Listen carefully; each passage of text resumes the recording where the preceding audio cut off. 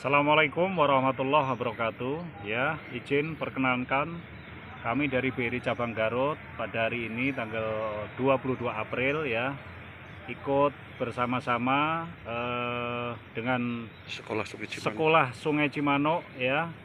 Kita ikut memperingati Hari Bumi Sedunia. Jadi ada pesan moral ini yang perlu saya sampaikan kepada seluruh masyarakat Garut. Jadi kita ini bagian dari bumi.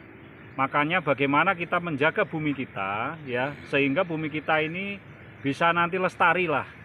Jadi tolong mungkin di setiap masyarakat Garut bisa dengan kesadaran ya, nanti berusaha menjaga bumi ini dengan misalkan menanam tanaman apapun, sehingga nanti ini akan berdampak pada anak cucu kita.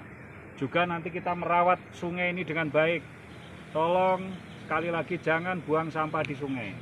Mari kita jaga sungai ini dengan sebaik-baiknya, karena sungai ini juga sumber kehidupan. Banyak yang menggantungkan hidupnya dari sungai ini, Sungai Cimanuk yang kita cintai. Makanya mari kita sama-sama ya jaga bumi ini dengan sebaik-baiknya, supaya nanti anak cucu kita bisa menikmati dan lebih baik lagi dari kita. Dan juga air juga harus kita jaga. Sukses untuk Sekolah Sungai Cimanuk.